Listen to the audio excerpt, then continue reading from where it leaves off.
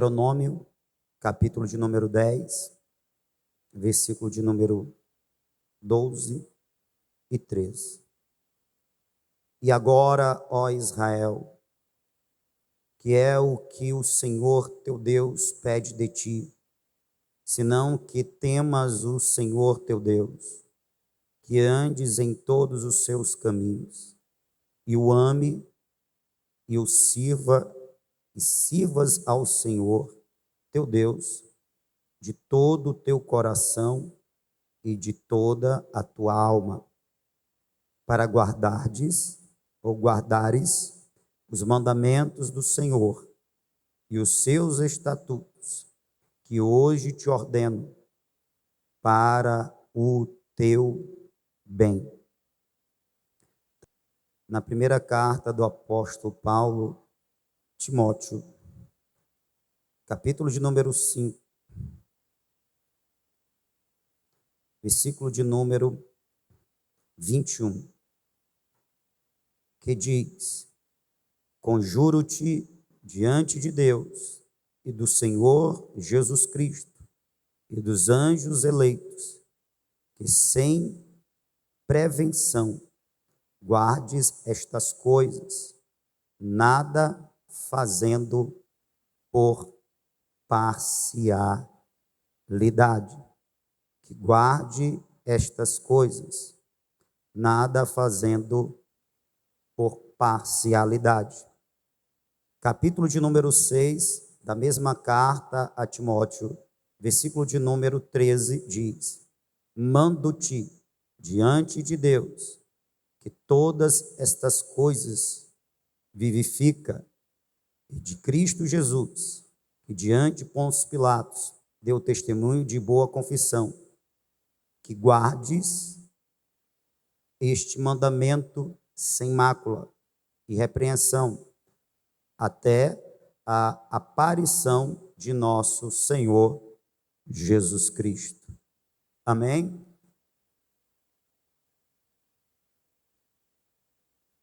Em alguns textos se repete a palavra guardes.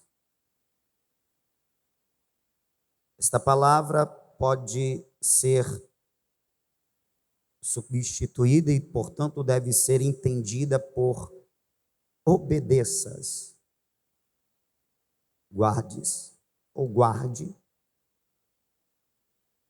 pode e deve ser entendido por obedeça, obedecer.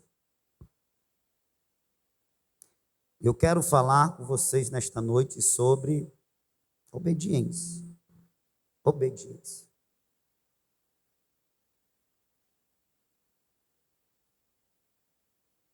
No primeiro texto lido, Deus convoca a nação à responsabilidade. A responsabilidade de obedecer. Mas olha que interessante. A obediência vem depois de, versículo 12. Agora, ó Israel, que é que o Senhor teu Deus pede de ti, senão que temas. Temor. Temor é respeito reverente. Ou é o medo respeitoso. Eu defino temor como um medo respeitoso. Porque o medo, não sendo respeitoso, ele paralisa e ele afasta. O medo respeitoso, ele põe em ação e aproxima. Por exemplo, os filhos podem ter medo ou medo respeitoso, temor de seus pais. Se ele tiver apenas medo, ele vai evitar os pais. Ele vai evitar essa figura de autoridade. Mas se ele tiver medo, se ele tiver temor, medo respeitoso, ele vai se aproximar de seus pais e ele vai obedecer os seus pais. Eu chamo temor de medo respeitoso,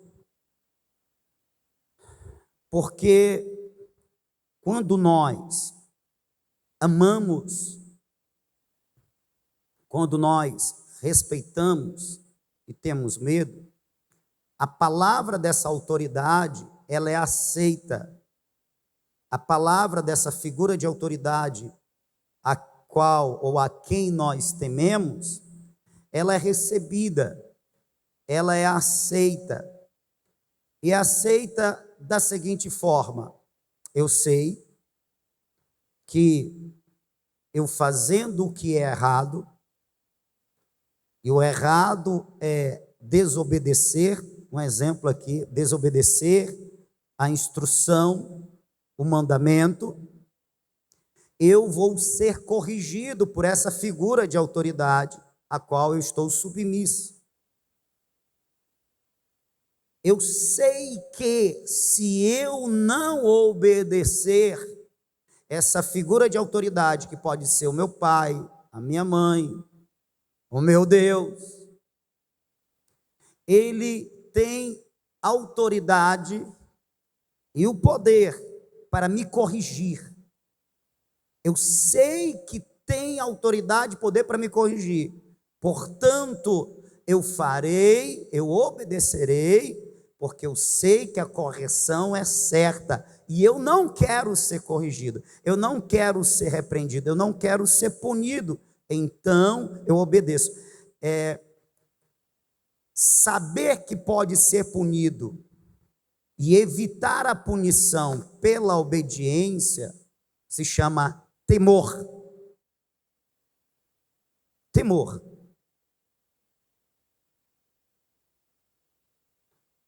No caso dessas figuras, o pai, os pais, Deus, eu sei que Deus pode me punir caso eu ande em desobediência, e isto é uma ação de cuidado e de amor dele, porque como um pai corrige os seus filhos, Deus corrige a quem ama.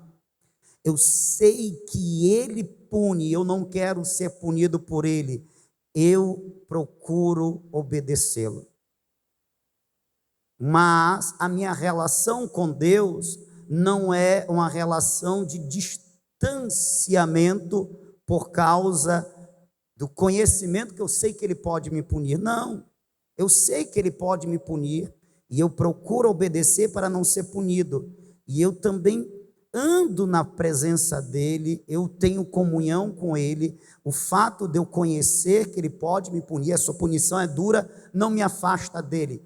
Se o fato de conhecer não me afasta dele, significa dizer que eu tenho temor e não medo.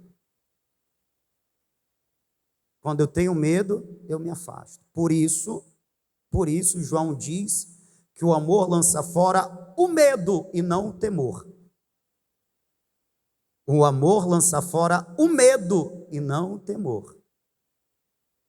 O salvo continua temendo a Deus, porque continua conhecendo que ele é zeloso, que ele é santo, que ele é justo, e por isso ele retribui devidamente cada um conforme as suas obras, o seu comportamento, as suas escolhas.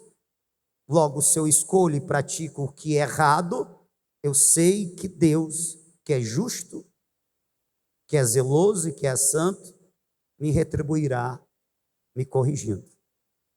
Só que isso não me afasta dele. Eu não vejo ele de uma forma que eu procuro evitá-lo. Não. Isso se chama temor. Então, primeiramente, Deus diz: o que é que Deus pede de ti, ó Israel, ou povo meu, senão que tema o Senhor? E o temor, ele é uma virtude de quem vai se relacionar com Deus, seja na antiga aliança como na nova aliança. Que andes em todos os seus caminhos. Andar em todos os seus caminhos é praticar a vontade de Deus. Andar em todos os caminhos é praticar a vontade de Deus.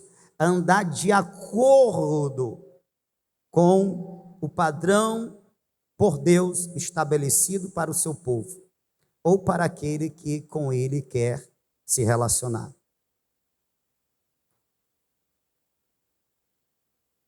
E o ames, o amor.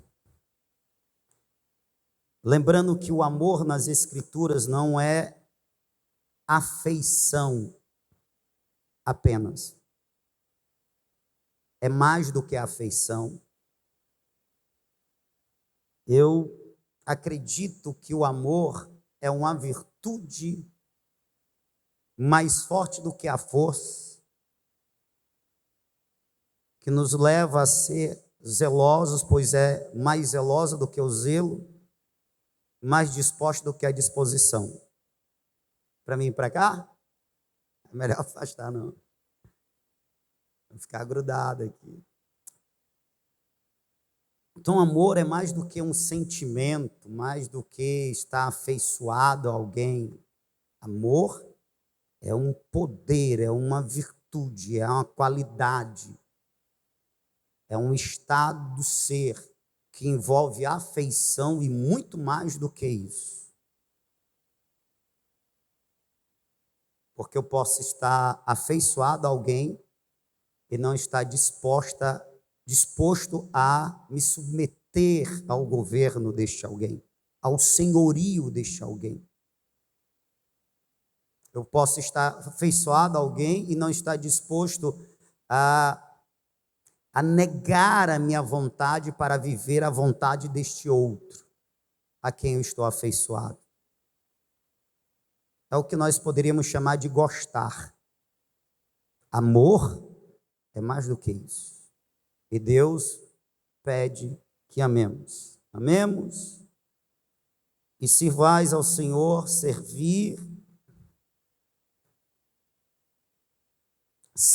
tem a ver com aquilo que podemos fazer num auxílio, no caso da nova aliança, num auxílio do avanço, da propagação do Evangelho e do Reino de Deus.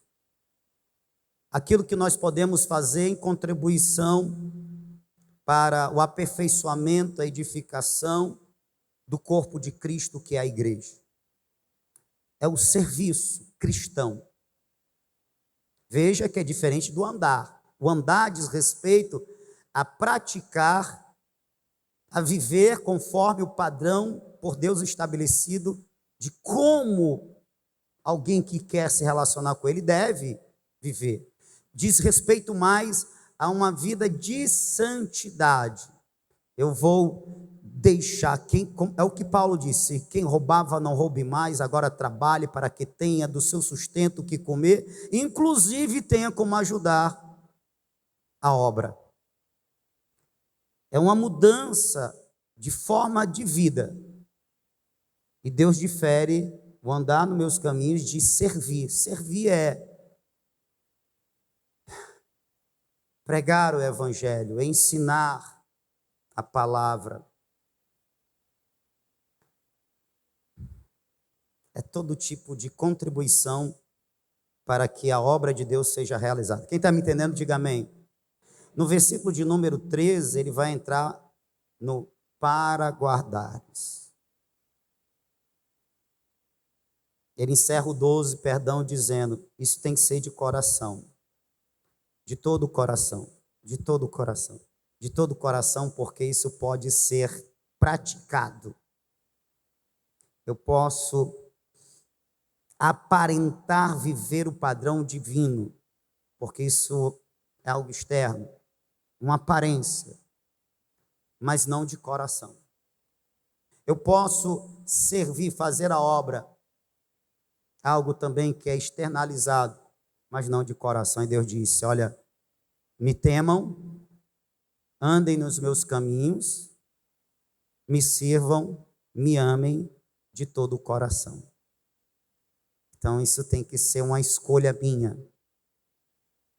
Isso primeiro tem que nascer de dentro e fluir para fora. Pode ser algo externo, sem ser impelido pelo interno. Mas Deus diz que tem que ser primeiramente do coração. Portanto, uma escolha, uma decisão. Vocês estão me entendendo? Sim ou não? Para guardares os meus mandamentos, para guardares os mandamentos do Senhor e os seus estatutos que hoje te ordeno para o teu bem. E aí nós temos o versículo 13 que ele inicia com guardares, ou para serem obedientes. Obediência, ela é antecedida pelo coração que teme, pelo coração que ama. Vocês estão me entendendo?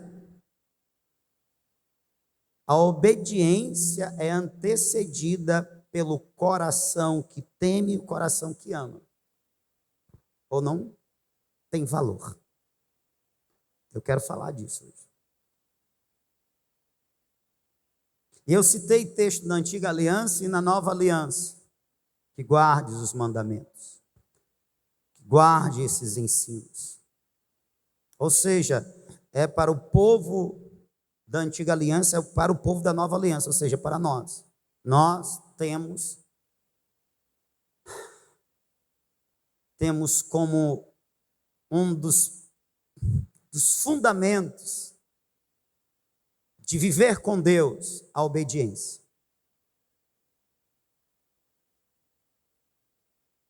O barro não tem a liga? Pois é. Uma das coisas que nos liga a Deus é a obediência. Que nos mantém conectados é a obediência. Que mantém a relação viva é a obediência. Portanto, a gente precisa falar de obediência. Um certo autor definiu obediência como o estado ou a condição de alguém, do ser, ou o ato, a ação de submissão à vontade de outrem. Obediência é, portanto, a disposição de de se submeter à autoridade de outro. Isso aqui tem algumas implicações interessantes. Primeiro, que a obediência é uma escolha de estar sob autoridade de alguém. Portanto, de reconhecer que este alguém é autoridade sobre a minha vida. Por que eu obedeço? Porque eu me dispus a estar sob ou debaixo da autoridade do senhorio de outrem. No caso do filho, aos seus pais. No caso dos crentes ou dos salvos, ao senhorio, à autoridade do Senhor Jesus. Portanto, veja que é uma disposição, é uma escolha que nos coloca numa condição. Eu sou submisso.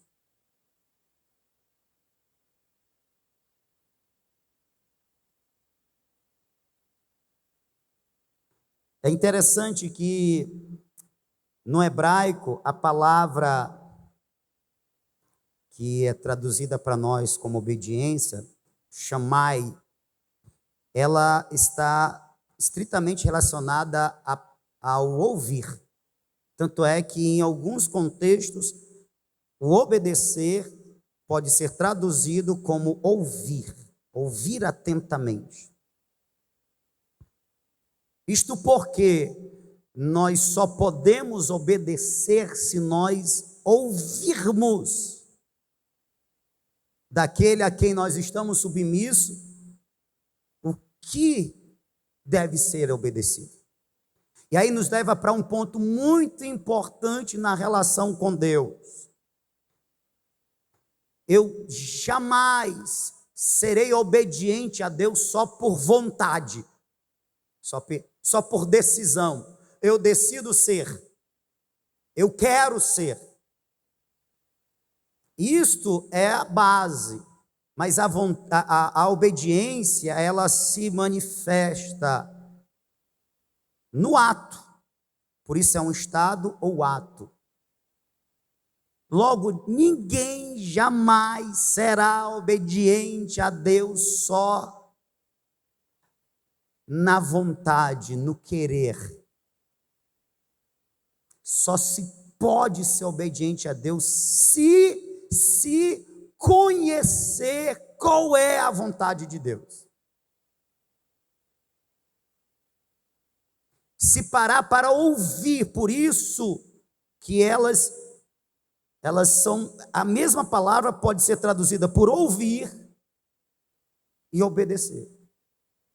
Ou seja, ninguém jamais será obediente a Deus só na vontade. Ela tem que conhecer a vontade de Deus. Ela tem que conhecer a lei de Deus. Ela tem que conhecer os mandamentos de Deus. E conhecendo, ela aplica a vontade, a disposição em ser.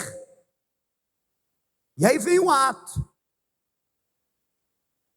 Há muitos que são desobedientes, porque já começa com a indisposição, com a insubmissão, e obediência é submissão, com a insubmissão, a indisposição de ouvir, de aprender, de conhecer a vontade de Deus. O que explica uma igreja que tem a disposição, numa nação como nossa, onde a liberdade de expressão de fé nos garante também termos às mãos Bíblias e Bíblias de estudos, inúmeras Bíblias de estudo, e esse mesmo povo não criar, não disponibilizar tempo para ouvir Deus, estudando a palavra de Deus. O que explica isso? Senão a desobediência, a negligência, o descaso. O que quero de ti, ó Israel, senão que temas o Senhor, que ande em seus caminhos, que o ame, que o sirva, que guarde todos os seus mandamentos. Para guardar os mandamentos de Deus, eu tenho que conhecer quais são. Sim ou não?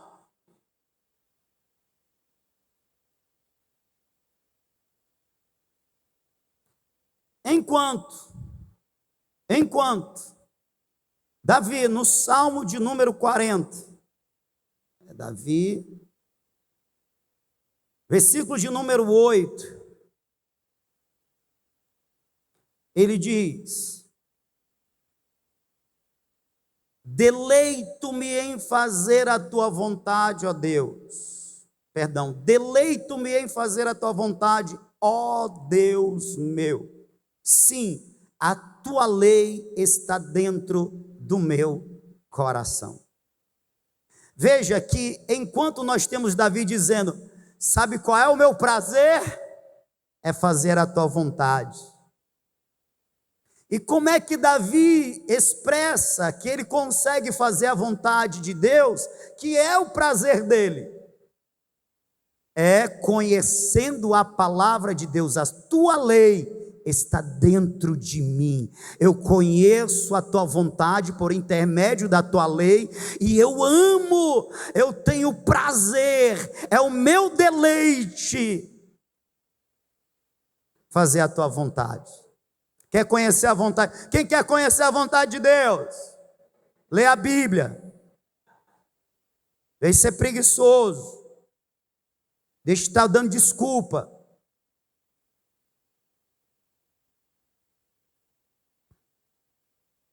Nos dias de hoje, se tem tempo para Reels, se tem tempo para Shorts, se tem tempo para TikTok, se tem tempo para um bocado de coisa, não tem tempo para a lei do Senhor meditar. Enquanto nós temos Davi, eu me deleito. Lembra que eu já falei outras vezes aqui, irmão, quem tem propósito, ele se deleita na realização dos propósitos, ele encontra o seu prazer na realização de estar vivendo o propósito de Deus para a sua vida. Pois bem, aprenda mais uma lição, qual é? O salvo, ele tem prazer, ele encontra um prazer que não se encontra em outro lugar, qual é? De viver a vontade de Deus, que ele conhece por meio da palavra de Deus. E eu concordo com Davi, e eu concordo com João, porque João diz que os mandamentos de Deus não são penosos para quem ama. Pelo contrário, há deleite.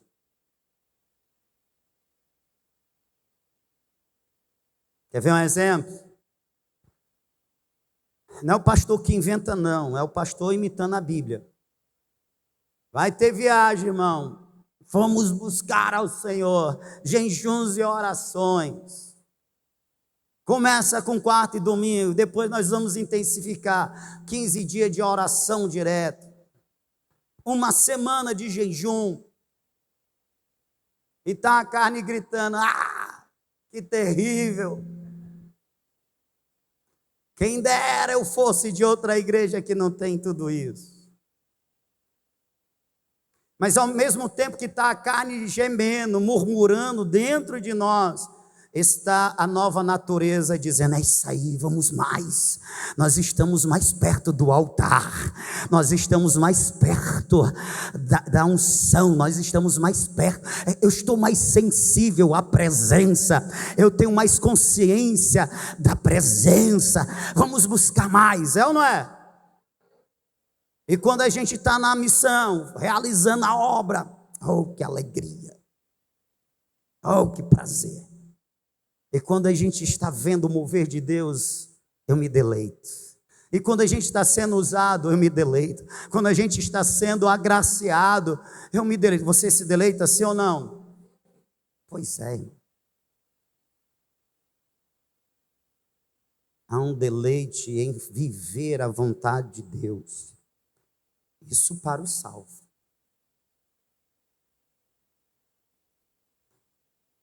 Agora preste atenção.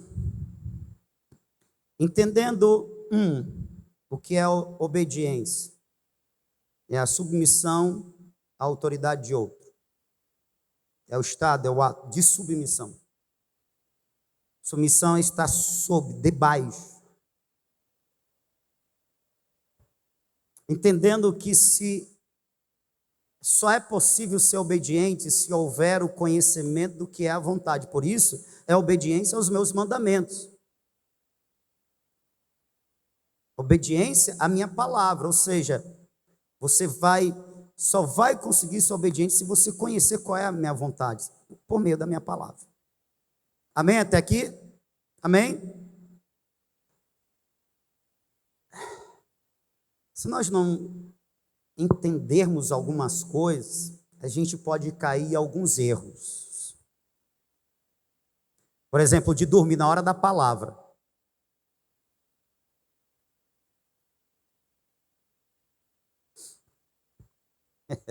Irmão, chama atenção mesmo. Atenção, visitantes. Eu chamo atenção mesmo. Porque como é que você vai? Você veio para cultuar, aprender a palavra. Na hora da palavra, tu dorme. Não. Segredo, levante o pé, segure o pé. Ainda não botou em prática não, irmão. Levanta esse pé aí, mas segura ele que tu vai despertar. Ó. É possível,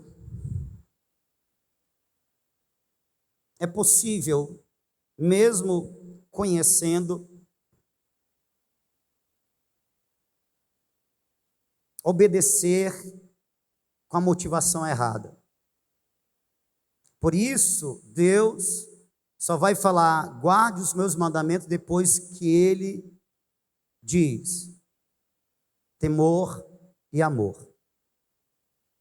É possível ser obediente, mas com a motivação errada. E se alguém é obediente com a motivação errada, está errando o alvo, e não será agradável e aceito por Deus. Eu vou dar 3 exemplos aqui. No primeiro exemplo, é possível obedecer, mas motivado pela ganância. Vou repetir, é possível obedecer, mas motivado pela ganância.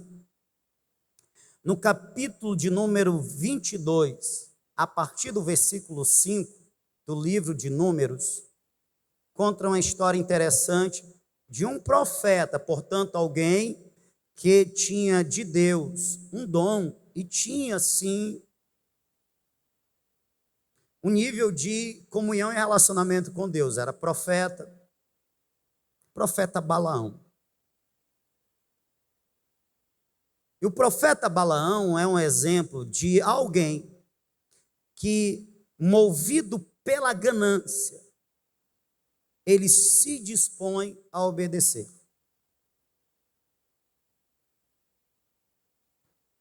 A ele foi ofertado pelos inimigos do povo de Deus uma grande soma de riquezas. E ele se viu tentado a isso. Ele começa até bem, ele diz, olha, eu não vou falar nada que Deus não me mandar. Na verdade, eu não vou fazer nada que Deus não me autorize. Mas fica aqui, deixa eu ir ali orar. Não, só em dizer assim, fica aqui, deixa eu ir orar, ele já está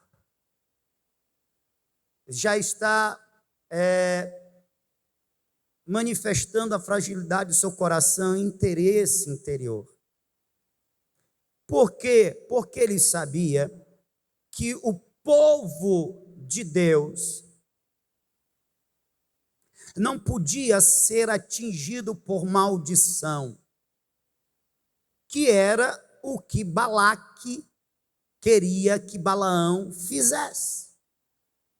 Ele sabia que o povo de Deus não podia ser atingido por maldição. E Balaque queria contratá-lo para o exercício dessa tarefa. Amaldiçoou o povo de Deus, porque se a maldição pegar, então este povo será derrotado. Era o que o rei inimigo queria. E ele começa bem dizendo, olha, eu não vou fazer se Deus não me autorizar, mas fica aí que eu vou orar. Ele foi orar e Deus disse, não vai com ele não. E eles voltaram com mais dinheiro. Ele disse, Deus não me autorizou não, mano. Mas deixa eu orar de novo. Vai que Deus muda, né, de opinião. Deus, conhecendo o coração de Balaão, Deus o autoriza. Mas o fato de Deus autorizar Balaão obedecer por ganância não significa dizer que Deus estava aprovando. Vou repetir. Melhor, eu vou arrumar mais a frase. O fato de Deus nos autorizar a fazer algo nem sempre significa dizer que Deus está aprovando o que pretendemos fazer. E algumas pessoas caem no mesmo erro de Balaão. Insiste com Deus em algo que Deus já desautorizou. Não. Só que Deus, ele não violenta a nossa liberdade de escolher. Por isso, Deus, rapaz, tu quer tanto ir, mano? Então vai. Deus está autorizando, mas não está aprovando. Você está me entendendo, sim ou não? Então tem muita escolha que a gente faz, achando que porque Deus permitiu, Deus aprovou. E Deus não aprovou. Por que Deus não aprovou? Porque a motivação de Balaão era errada. Ele estava disposto a corromper-se pelo dinheiro. Então, ora, se Deus aprovou, estou obedecendo, né? Melhor, se Deus autorizou, estou obedecendo. Mas está obedecendo com a motivação errada.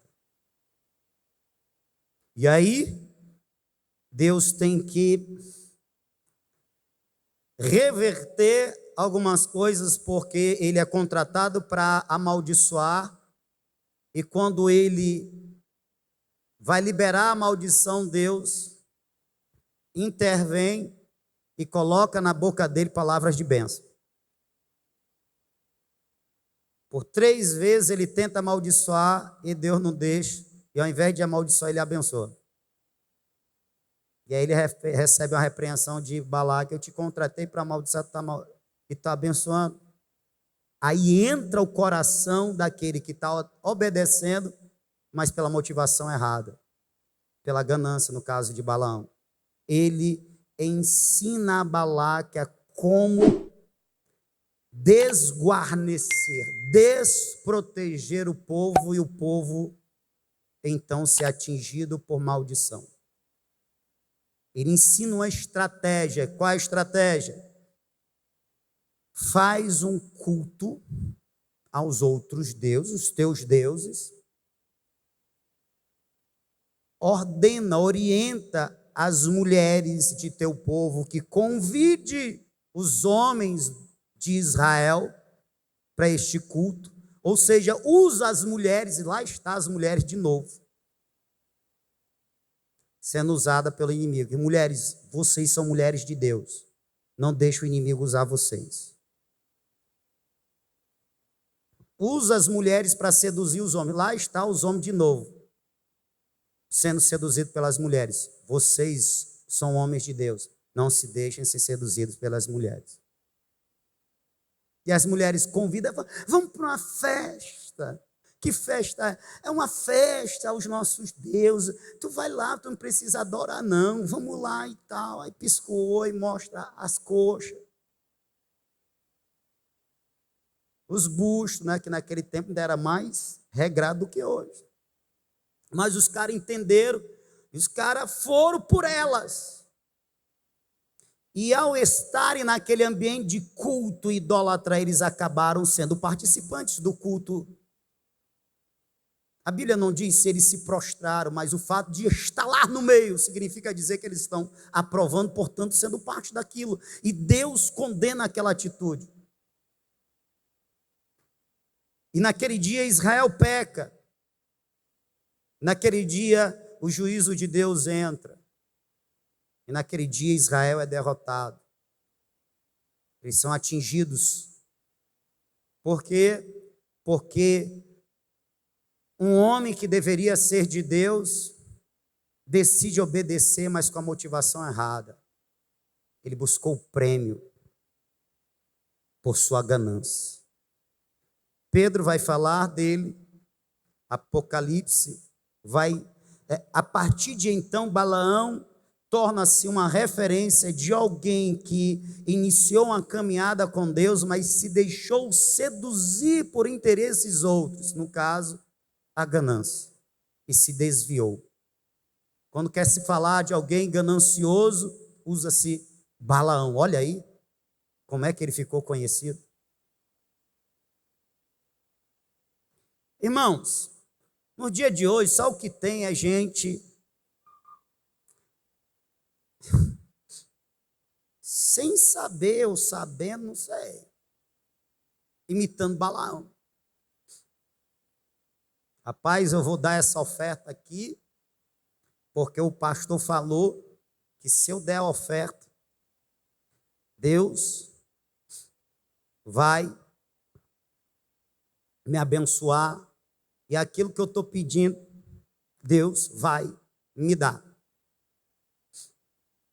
Rapaz, eu vou deixar isso, aquilo outro, porque dessa forma, Deus vai ouvir as minhas orações, vai atender as minhas petições e vai me dar o que eu quero.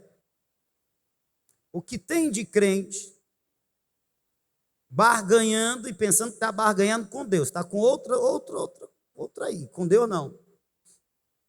Eu vou dar tanto, porque se eu der tanto, eu vou fazer tanto, porque se eu fizer tanto, eu vou ter tanto de crédito, Eu vou pedir a Deus o que eu quero e Deus vai me dar. E se Ele não me der, eu vou colocar ele na parede. O Deus dessa pessoa é muito pequeno, né? Pode ser pego por ela, ser colocado na parede, né? Irmão, obedecer por interesse não está certo. Obedecer por interesse não está certo.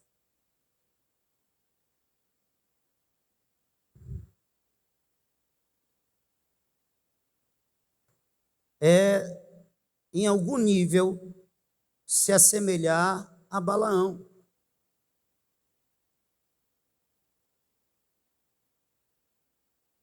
Eu vou fazer a obra de Deus. Eu vou ser pastor, porque eu ouvi dizer que pastor ganha bem, pastor prospera, pastor enriquece. Então é por isso que eu vou ser pastor, por causa do ganho, por causa do lucro. Coração de Balaão. Veja que eu não estou falando em que o pastor não possa e não deva ser pela igreja sustentado. Eu estou falando da motivação do pastor em querer pastorear. A motivação está errada. E o que tem de homens que estão à frente de trabalhos, que estão à frente de obras, pelo interesse no lucro e não na transformação de vidas, não tem tamanho. Eu não conheço a quantidade, mas Deus, que conhece os seus, Ele conhece. Então veja, quando a nossa motivação é o ganho, é o lucro, essa obediência, ela está contaminada por um pecado. Ela não serve, ela não presta. Não é esse tipo de obediência que Deus quer. Segundo, é provável também que alguém obedeça, e obedeça de forma parcial. De forma parcial, porque tem interesses outros. No caso de Balaão, foi o dinheiro. No caso desse outro personagem, era a fama. Era o reconhecimento dos outros. É tipo assim, ficar bem na finta daqueles a quem eu lidero. Estou falando de Saul. No capítulo 15 de 1 Samuel, nós temos o relato do pecado de Saul.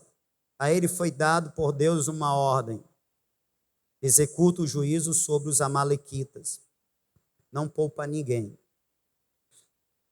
Pelo que os amalequitas fizeram, esta é a punição devida, e você é meu executor. Só que Saul vai lá e ele executa o juízo, no caso era o juízo de morte, sobre todos, menos o rei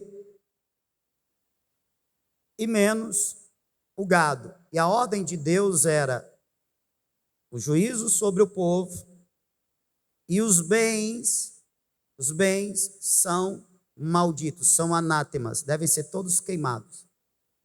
E o que é que Saul faz? Ele poupa o gado, ele poupa as riquezas. Quando ele é cobrado por Samuel, ele diz assim: não, eu fiz o que o Senhor mandou. Eu obedeci a Deus. Aí Samuel diz: e que barulho é esse? De mugido de boi. Não, isso daí foi o povo que quis trazer do melhor para ofertar a Deus. Aí entra o versículo de número 22 do capítulo 15, que para mim é o versículo-chave desse texto. Bota aqui? 1 Samuel capítulo 15, versículo 22.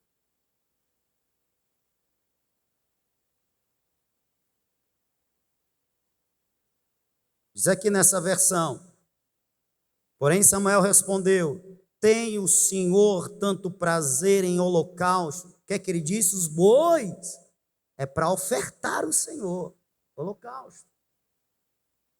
Dedicação de adoração, de culto. Seria o culto nos dias de hoje. Era o culto, a forma de se cultuar naqueles dias. Queimar holocaustos, ou queimar sacrifícios. Holocaustos e sacrifícios como em que se obedeça a sua palavra. Obedecer é melhor do que sacrificar. E atender, que é de novo obedecer, melhor do que a gordura de carneiros. Deus estava falando através da boca de Samuel. Não adianta culto se não houver obediência. Eu não recebo culto de ninguém que me seja desobediente.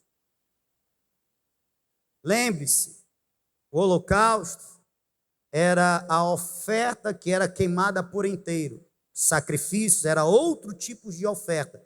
Era o culto daquela época. Deus está dizendo, o Senhor tem prazer antes na obediência do que em qualquer culto. Logo, culto nenhum será recebido pelo desobediente. Acorda, crente! Já tu chega em casa para cochilar. Estão me entendendo, sim ou não? Porque Saul desobedece. Saul desobedece não por ganância, não por interesse em dinheiro, mas em interesse pela popularidade, pela aceitação do povo.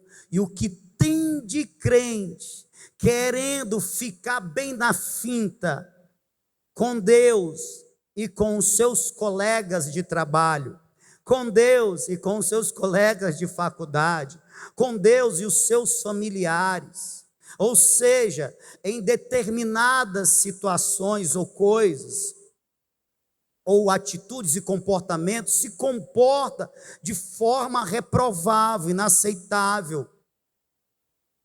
Mas é para ficar bem com os meus parentes, bem com os meus amigos. É por isso que eu estou me comportando assim. É por isso que eu ainda frequento esses ambientes. É por isso que eu aceito determinadas coisas, sabendo que é pecado, sabendo que Deus reprova. Está sendo obediente de forma parcial. Deus reprova esse tipo de desobediência. A motivação também está errada. Que guardes todos os meus mandamentos e não parte deles. Que ande em todo o meu caminho e não em parte dele.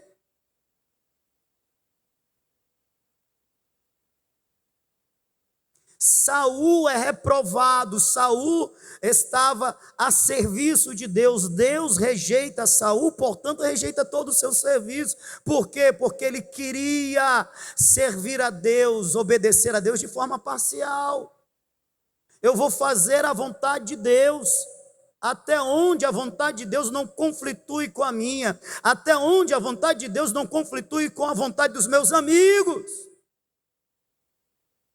dos meus familiares, dos meus colegas de trabalho.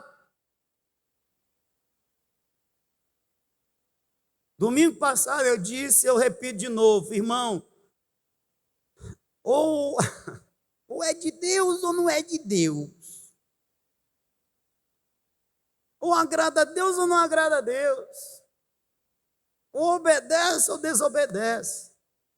Não existe um muro onde se possa ficar no meio.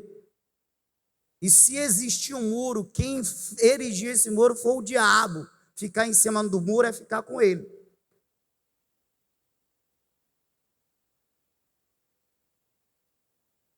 E aí, nesse texto, Deus compara a desobediência ao pecado de feitiçaria e de idolatria. Pecados que eram punidos com morte. Em outras palavras, o desobediente merece tanto a morte como o idólatra e o feiticeiro. Isso na antiga aliança. Na nova aliança, o desobediente, ele está num processo de morte espiritual. Me ouçam, espiritual.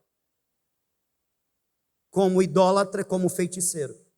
Estão me entendendo, sim ou não? Motivação errada, reprovação certa. Eu estou encerrando, e o último personagem é Jonas. Capítulo de número 4. É interessante como termina o capítulo de número 3. Só para você estar comigo aqui, quem está entendendo, diga amém. Amém, amém, amém.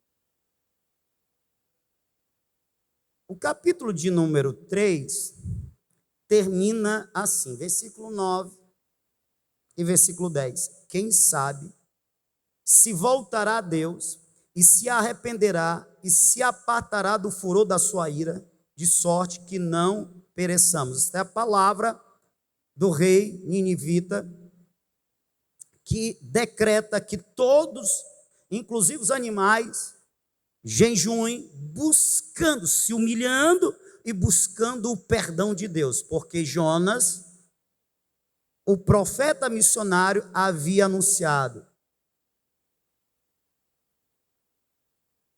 em 40, como é que ele diz? Em poucos dias, o juízo de Deus virá. E ele nem diz assim, vocês têm que se arrepender, porque não queria que o povo se arrependesse. Ele só anuncia, vai vir o juízo. Aí o povo, né, o povo fica impactado, o rei decreta uma humilhação geral, nacional. E aí está a declaração do rei. Vamos buscar, vamos manifestar o nosso arrependimento. Quem sabe Deus voltará atrás nessa decisão dele de nos punir. Aí o versículo 10. E Deus viu as obras deles, como se converteram do seu mau caminho. E Deus se arrependeu do mal que tinha dito, lhes faria e não fez. Assim termina o capítulo 3. Como é que termina o capítulo? Como é que começa o capítulo de número 4? Mas Jonas desgostou-se extremamente disso e ficou muito ressentido. O bichinho ficou magoado. Ficou chateado. Ficou jururu. Ficou para baixo. Acorda, levanta o pé. Agora, além do acorda crente, vai ter o levanta o pé, crente. Segura aí. 30 segundos, conta. O Jonas ficou ressentido, ficou chateado. Por quê? Porque ele viu que Deus não puniu o povo com juízo. Você já pensou, irmão? O missionário que estava ganhando mais de 120 mil vidas e estava com raiva, chateado.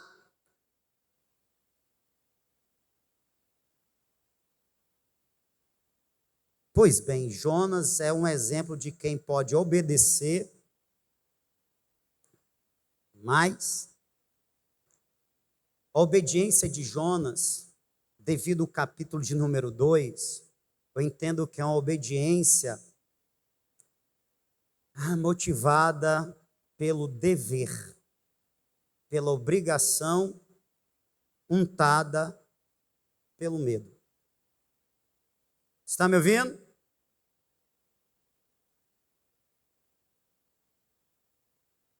Capítulo 2, dentro do ventre do peixe, Jonas se arrepende, de ter desobedecido a Deus, que Deus diz, vai a Nínive, ele foi para Tars, Nínive para cá, tasse para lá.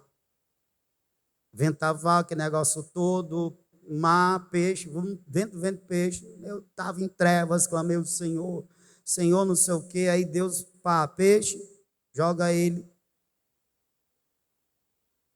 Que o homem se arrepender, ele vai cumprir, ele vai obedecer. E aí ele obedece. Dentre 3 dias, Nínive será subvertida. Acho que é isso. Em 3 dias, Nínive será subvertida. 3 dias. Ele está obedecendo, sim ou não? E por que ele fica desgostoso com o resultado da obediência dele? Do serviço, do ministério? Porque ele faz aquilo por obrigação. Pelo senso do dever, untado é quando a gente, num linguajar crente, melado, com medo. Obrigação e medo. E o que tem de crente que anda servindo ao Senhor pela força, como diz o filósofo sapientíssimo Aloysio Neto, na força do ódio. O que tem de crente, irmão, tirando a brincadeira aqui, fazendo a obra de Deus, servindo. Lembra que o servir vem depois de temer e amar. Servindo a Deus, mas por obrigação. Por medo. Rapaz, eu tenho medo de Deus pesar a mão. Eu tenho medo de Deus mandar um vento contrário. Eu tenho medo de um mar revolto. Eu tenho medo. Está tão bem a minha vida, o meu emprego, a minha esposa, meus filhos, minha casa, minha vida. Aí eu tenho medo de Deus pesar a mão, meu filho adoecer, minha mulher adoecer, eu adoecer, perder o emprego. Olha que incrível isso, irmão. A pessoa olha para os bens, para as coisas boas que estão acontecendo na sua vida, e ao invés de atribuir isso a Deus, e dar louvores a Deus, e ter isso por motivação, para ser grato a Deus e ser obediente a Deus, ele tem isso como motivo de ter medo e perder. Eu tenho medo de perder isso, então vou continuar fazendo a obra de Deus, para que Ele não me tire, Ele não me pese, não me castigue. O medo afasta. O medo torna a caminhada com Deus uma caminhada indesejável. Para quem é o servo e para quem é o Senhor. Faz diferente, olha para tudo isso. Minha esposa, meus filhos, minha casa, meu emprego, minha vida, minha saúde. Oh, Deus tem me abençoado. Bendito seja o Senhor, louvado seja o nome do Senhor. Oh Deus, como é que eu posso manifestar a minha gratidão? Como é que eu posso declarar o meu amor e o reconhecimento de tudo que o Senhor tem feito por mim? Aí Deus vai dizer assim: me obedece. Está aí a motivação certa.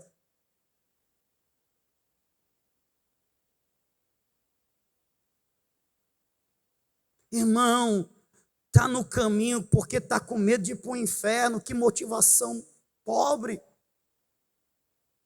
Não, eu estou no caminho pela alegria de ir para o céu.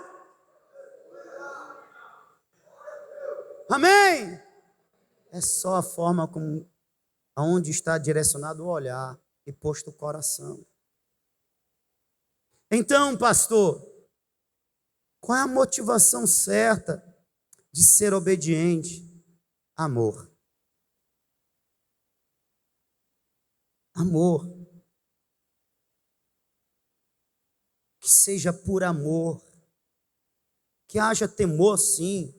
Mas a principal locomotiva que traciona esse trem da tua vida seja o amor por Ele. Reconhece o que Deus tem feito a ti e por ti. Não seja ingrato. Dê valor. Na primeira carta de João, capítulo 5, versículo de número 3 diz: porque este é o amor de Deus. Em outra versão diz: porque nisto consiste o amor a Deus, em que pratiquemos os seus mandamentos, obediência. E os seus mandamentos não são penosos. No que consiste o amor a Deus? Na obediência. Como o amor é manifesto, é expresso, é visto, é percebido na prática da obediência.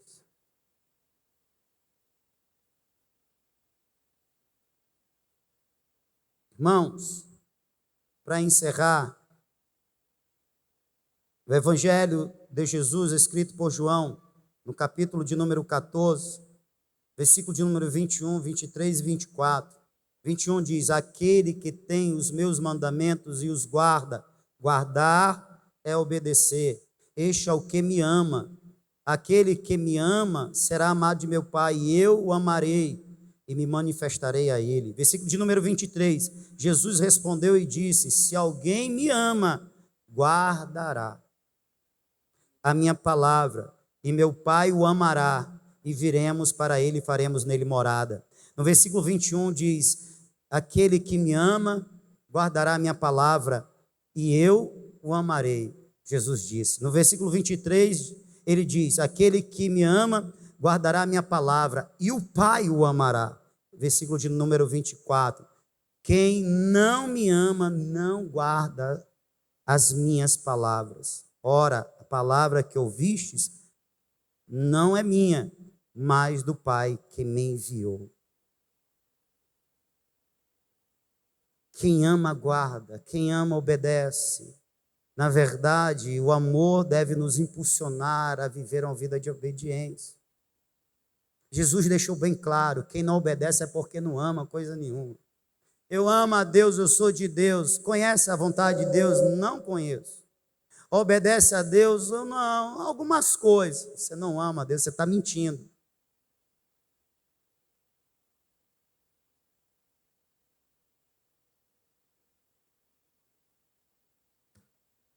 Entendendo que a disposição para amar e para obedecer é uma disposição de quem quer, de quem decide. Logo, o que nós podemos fazer para além disso, decidir amar e expressar o amor por meio da obediência, é pedir ao Deus Espírito que nos ajude nisso. Porque sim, ninguém conseguirá na sua força, na sua disposição exclusiva, ser a Deus obediente em tudo, a não ser que este tenha o querer e o dispor-se e receber do Espírito o auxílio. Está me entendendo, sim ou não? Pegue isso daqui que é extremamente importante. Você vai conseguir obedecer a Deus com a motivação certa, o amor. Se você buscar, você vai receber o auxílio do Espírito do Senhor. Quando a gente tenta obedecer na nossa força unicamente, a gente cai no legalismo.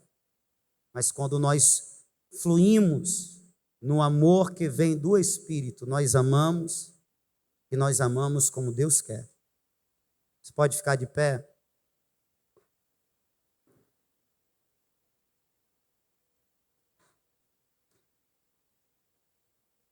Eu quero perguntar nesta noite, se há entre nós quem precise renovar a sua comunhão com Deus, a sua aliança com Deus. Quem conhece a si mesmo e sabe que não tem vivido uma vida de obediência, uma vida agradável, uma vida de amor a Deus. E como foi pregado hoje, obedecer é essencial. E obedecer pela motivação certa.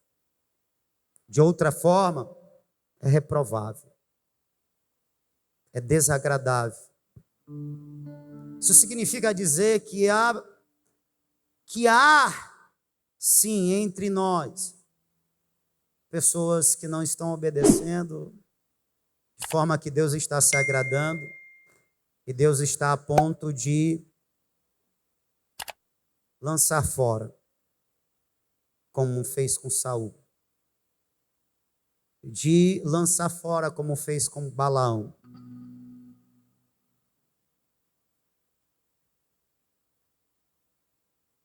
Mas nessa noite, ele não quer lançar fora. Ele quer chamar para perto. Ele quer chamar para junto. Ele quer se achegar mais. Mas não pode ser do nosso jeito. É do jeito dele.